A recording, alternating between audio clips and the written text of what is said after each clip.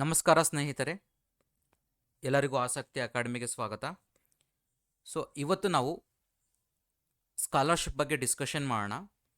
ಇಲ್ಲಿ ಆಲ್ಮೋಸ್ಟ್ ಎಲ್ಲ degree ಸ್ಟೂಡೆಂಟ್ಸಿಗೆ apply ಆಗುವಂತಹ ಸ್ಕಾಲರ್ಶಿಪ್ ಇದು. ಈ ಸ್ಕಾಲರ್ಶಿಪ್ಗೆ ಅಪ್ಲೈ ಮಾಡೋದು ಹೇಗೆ ಹಾಗೂ ಏನೆಲ್ಲ ಎಲಿಜಿಬಿಲಿಟಿ ಇದೆ ಮತ್ತು ಎಷ್ಟು ಸ್ಕಾಲರ್ಶಿಪ್ ಬರುತ್ತೆ ಅನ್ನೋದ್ರ ಬಗ್ಗೆ ಡಿಸ್ಕಷನ್ ಮಾಡೋಣ. ಅದಕ್ಕೂ ಮುಂಚೆ ನನ್ನ ಚಾನಲ್ಗೆ ನೀವು ಹೊಸಬರಾಗಿದ್ದರೆ ದಯವಿಟ್ಟು ನನ್ನ ಚಾನಲನ್ನು ಸಬ್ಸ್ಕ್ರೈಬ್ ಮಾಡ್ಕೊಳ್ಳಿ, ಹಾಗೆ ತಪ್ಪದೆ ಈ ವಿಡಿಯೋನ ಲೈಕ್ ಮಾಡಿ. ಓಕೆ, ಫಸ್ಟ್ ನೀವು ಯಾವ ಥರ ಅಪ್ಲೈ ಮಾಡಬೇಕು, ಯಾವ ಥರ ಎಲಿಜಿಬಿಲಿಟಿ ಇದೆ, ಯಾವ ಡಾಕ್ಯುಮೆಂಟ್ಸ್ ಬೇಕು, ಎಲ್ಲ ಡೀಟೇಲ್ಸನ್ನು ಡಿಸ್ಕಷನ್ ಮಾಡೋಣ. ಇಲ್ಲಿ ನೀವು ಕ್ರೋಮಲ್ಲಿ ಹೋಗಿ ಝೆಡ್ ಸ್ಕಾಲರ್ಸ್ ಪ್ರೋಗ್ರಾಮ್ 2526 ಅಂತ ಟೈಪ್ ಮಾಡಿ ಎಂಟರ್ ಮಾಡಿದ್ರೆ ನಿಮಗೆ ಇಲ್ಲಿ ನೋಡ್ಬೋದು ಫಸ್ಟ್ ಲಿಂಕೇ ಬರುತ್ತೆ ನಿಮಗೆ, ಝೆಡ್ ಸ್ಕಾಲರ್ಸ್ ಪ್ರೋಗ್ರಾಮ್ 2526 ಅಂತ. ಅದ್ರ ಮೇಲೆ ಕ್ಲಿಕ್ ಮಾಡಿದ್ರೆ ನಿಮಗೆ ನೋಡ್ಬೋದು ಇಲ್ಲಿ ಕಂಪ್ಲೀಟಾಗಿ ಡೀಟೇಲ್ಸನ್ನು ಮೆನ್ಷನ್ ಮಾಡಿದ್ದಾರೆ. buddyforstudy.com ಪೇಜಿಗೆ ಹೋಗುತ್ತೆ. ಇಲ್ಲಿ ನಿಮಗೆ ಎಲ್ಲ ಡೀಟೇಲ್ಸನ್ನು ಕೊಟ್ಟಿದ್ದಾರೆ ಕಂಪ್ಲೀಟಾಗಿ. ಇದರಲ್ಲಿ 2 ವೆರೈಟಿ ಸ್ಕಾಲರ್ಶಿಪ್ಸ್ ಇದೆ ನಿಮಗಿಲ್ಲಿ. ZS scholarship program for general undergraduate course ಅಂತ, ಇನ್ನೊಂದು ಪ್ರೊಫೆಷನಲ್ ಕೋರ್ಸ್ ಅಂತ. ಅಂದರೆ ಜನರಲ್ ಅಂಡರ್ ಗ್ರ್ಯಾಜುಯೇಟ್ ಅಂತಂದರೆ ನೀವು ನೋಡ್ಬೋದು BSc statistics, BCA, BBA, BBM, BBS, B.Ed, B Pharma, BMC, BSW, BSc, IT ಮತ್ತು BA, BCom ಈ ಎಲ್ಲ ಸ್ಟೂಡೆಂಟ್ಸ್ ಅಪ್ಲೈ ಮಾಡ್ಬೋದು. ಮತ್ತು ಟೆಕ್ನಿಕಲ್ ಕೋರ್ಸ್ ಅಂತಂದರೆ BTech, BE, B architecture, BA, LLB, MBBS, BDS, BSc nursing, BTech, MTech integrated 5 years ಈ ಎಲ್ಲ ಕೋರ್ಸ್ಗಳಿಗೆ ನೀವು ಅಪ್ಲೈ ಮಾಡಬಹುದು. ನಿಮಗೆ ಎಲ್ಲಿ 2 ವೆರೈಟಿ ಸ್ಕಾಲರ್ಶಿಪ್ ಇದೆ. ಎರಡಕ್ಕೂ ಡೆಡ್ಲೈನ್ ಬಂದು ನಿಮಗೆ November 28 ಡೆಡ್ಲೈನ್ ಇದೆ. ಮತ್ತು ಫಸ್ಟ್ ಈಗ ಡಿಸ್ಕಷನ್ ಮಾಡೋಣ ಏನೆಲ್ಲ ಡಾಕ್ಯುಮೆಂಟ್ಸ್ ಬೇಕು ಮತ್ತು ಎಲಿಜಿಬಿಲಿಟಿ ಏನಿದೆ ಅಂತ. First general undergraduate course ಅಂತ ಇದೆಯಲ್ವ, ಅದನ್ನು ಡಿಸ್ಕಷನ್ ಮಾಡೋಣ. ಇಲ್ಲಿ ನೋಡ್ಬೋದು ಎಲಿಜಿಬಿಲಿಟಿ ಬಂದು ನೀವು ಪುಣೆ, ನ್ಯೂ ಡೆಲ್ಲಿ ಅಥವಾ ಬೆಂಗಳೂರಿನ ಸ್ಟೂಡೆಂಟ್ಸು ಅಪ್ಲೈ ಮಾಡಬಹುದು. ಯಾವ ಸ್ಟೂಡೆಂಟ್ಸು ಈ ಎಲ್ಲ ಸಿಟೀಸ್ ಕೊಟ್ಟಿದ್ದಾರೆ, ಈ ಎಲ್ಲ ಸಿಟೀಸಲ್ಲಿರುವಂತಹ ಸ್ಟೂಡೆಂಟ್ಸು ಓದ್ತಿರುವಂತಹ ಅಂಡರ್ ಗ್ರ್ಯಾಜುಯೇಟ್ ಸ್ಟೂಡೆಂಟ್ಸು ಅಪ್ಲೈ ಮಾಡಬಹುದು. ಮತ್ತು ಕೋರ್ಸಸ್ ಯಾವುದಪ್ಪ ಅಂದರೆ BSc statistics, BCA, BBA, already courses ಬಗ್ಗೆ ಹೇಳಿದ್ದೀನಿ.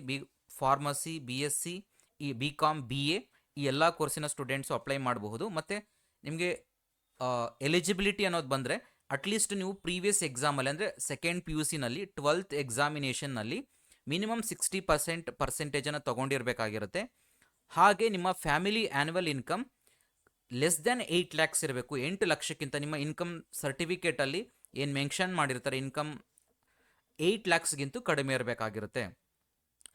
ಇಷ್ಟಾಗಿರುತ್ತೆ. ಮತ್ತು childrens from the employees of buddy for study ಮತ್ತು ZS associates are not eligible ಅಂತಂದರೆ ಈ ಕಂಪನಿಗಳಲ್ಲಿ ವರ್ಕ್ ಮಾಡುವಂಥವರು ಅಪ್ಲಿಕೇಬಲ್ ಆಗೋದಿಲ್ಲ. ಅಂದರೆ ಬಡ್ಡಿ ಫಾರ್ ಸ್ಟಡಿ ಮತ್ತು ZS ಅಸೋಸಿಯೇಟ್ಸಲ್ಲಿ ಯಾರು ವರ್ಕ್ ಮಾಡ್ತಿರ್ತಾರೆ ಅವರ ಮಕ್ಕಳಿಗೆ ಇದು ಅಪ್ಲೈ ಆಗೋದಿಲ್ಲ, ಅವ್ರಿಗೆ ಬಿಟ್ಟು ಎಲ್ಲ ಕ್ಯಾಂಡಿಡೇಟ್ಸ್ಗೆ ಅಪ್ಲೈ ಆಗುತ್ತೆ. ಹಾಗೆ ನೆಕ್ಸ್ಟ್ ಬಂದು ನಿಮಗೆ ಬೆನಿಫಿಟ್ ನೋಡೋದಾದರೆ 20,000 ಪರ್ ಇಯರ್ ನಿಮಗೆ ಸ್ಕಾಲರ್ಶಿಪ್ ಸಿಗುತ್ತೆ. ನೆಕ್ಸ್ಟ್ ಬಂದು ಇದರಲ್ಲಿ ನಿಮಗೆ ಎಲ್ಲ ಟ್ಯೂಷನ್ ಫೀಸಿಂದ ಹಿಡಿದು ಬುಕ್ಸು, ಕಾಸ್ಟು, ಹಾಸ್ಟೆಲ್ದು ಎಲ್ಲ ಇನ್ಕ್ಲೂಡ್ ಆಗುತ್ತೆ. ನೀವು ಅದನ್ನು ಇನ್ಕ್ಲೂಡ್ ಮಾಡ್ಕೋಬೋದು. ಓವರಾಲ್ ನಿಮಗೆ 20,000 ಪರ್ ಇಯರ್ ಸ್ಕಾಲರ್ಶಿಪ್ ಸಿಗುತ್ತೆ. ಏನೆಲ್ಲ ಡಾಕ್ಯುಮೆಂಟ್ಸ್ ಬೇಕು ಅಂತಂದರೆ ಇಲ್ಲಿ ನೋಡಬಹುದು, ನಿಮ್ಮ 12th ಮಾರ್ಕ್ಸ್ ಶೀಟ್ ಬೇಕಾಗತ್ತೆ. ಮತ್ತು ಅದ್ರ ಜೊತೆಗೆ ನೀವು ಯಾವುದಾದ್ರು ಪಾಸಿಂಗ್ ಸರ್ಟಿಫಿಕೇಟ್ಸ್ ಇದ್ದರೆ ಅಟ್ಯಾಚ್ ಮಾಡಬಹುದು. ಜೊತೆಗೆ ವೋಟರ್ ID ಅಥವಾ ಡ್ರೈವಿಂಗ್ ಲೈಸೆನ್ಸ್ ಅಥವಾ ಪ್ಯಾನ್ ಕಾರ್ಡ್ ಯಾವುದಾದ್ರು ಒಂದು ಐಡೆಂಟಿ ಪ್ರೂಫ್ ಬೇಕಾಗುತ್ತೆ.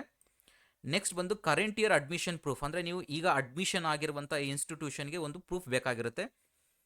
ನೆಕ್ಸ್ಟ್ ಲೈಕ್ ಫೀಸ್ ರೆಸಿಪ್ಟ್ ಆಗಲಿ ಅಥವಾ ಅಡ್ಮಿಷನ್ ಲೆಟರ್ ಆಗಲಿ ಅಥವಾ ಇನ್ಸ್ಟಿಟ್ಯೂಷನ್ ID ಕಾರ್ಡ್ ಅಥವಾ ಬೊನಫೈಡ್ ಸರ್ಟಿಫಿಕೇಟ್ ಆಗಲಿ, ಈ ಯಾವುದ್ರಲ್ಲಾದರೂ ಒಂದು ಡಾಕ್ಯುಮೆಂಟನ್ನು ಪ್ರೊವೈಡ್ ಮಾಡಬೇಕಾಗತ್ತೆ.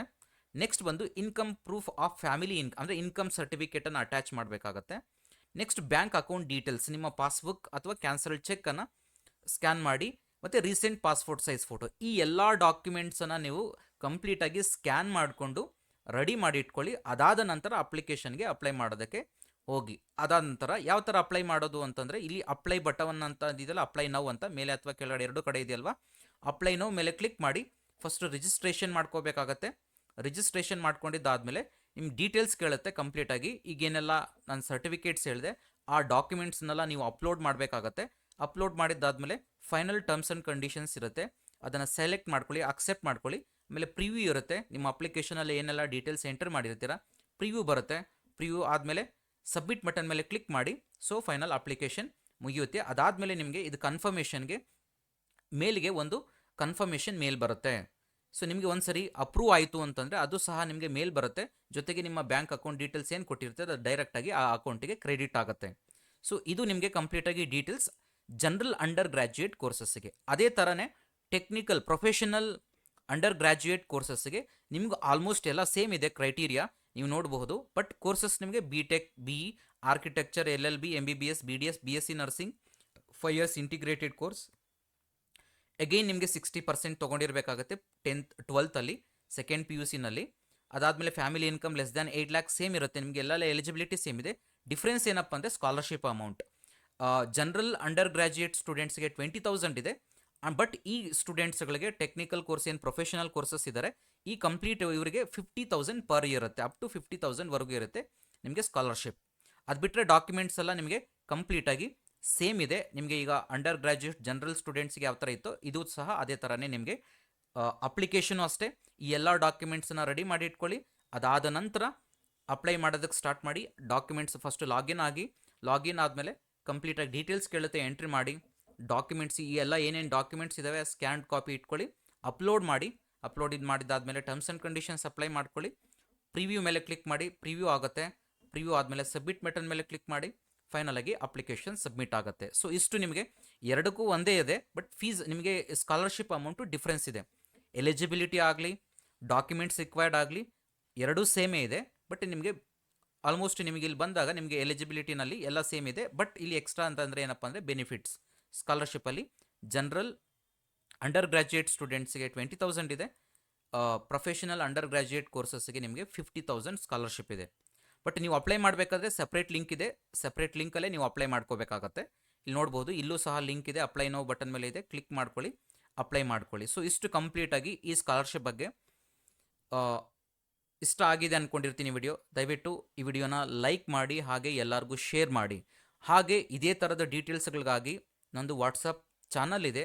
ವಾಟ್ಸಪ್ ಚಾನಲ್ ಲಿಂಕನ್ನು ಡಿಸ್ಕ್ರಿಪ್ಷನ್ ಬಾಕ್ಸಲ್ಲಿ ಹಾಕಿರ್ತೇನೆ. ಆ ಲಿಂಕನ್ನು ಕ್ಲಿಕ್ ಮಾಡಿ. ಸೊ ನೀವು ಜಾಯ್ನ್ ಆಗಿ ನಿಮಗೆ ಯಾವುದೇ ಅಪ್ಡೇಟ್ಸ್ ಬಂದರೂ ಸಹ, ಹಾಗೆ competitive examination KCET, NEET, JEE ಬಗ್ಗೆ ಸಹ ನಾನು ನಿಮಗೆ ಇನ್ಸ್ಟ್ರಕ್ಷನ್ಸ್ ಆಗಲಿ ಯಾವುದೇ ಒಂದು ಎಕ್ಸಾಮ್ ಅಪ್ಲಿಕೇಶನ್ಸ್ ಆಗಲಿ ಬಂದಾಗ ನಾನು ನಿಮಗೆ ಅಲ್ಲಿ ಪಾಸ್ ಮಾಡ್ತೇನೆ, ನೀವು ಸಹ ಅಲ್ಲಿ ನೋಡ್ಕೋಬಹುದು. Thank you all. ಲೈಕ್ ಮಾಡೋದನ್ನು ಮರಿಬೇಡಿ.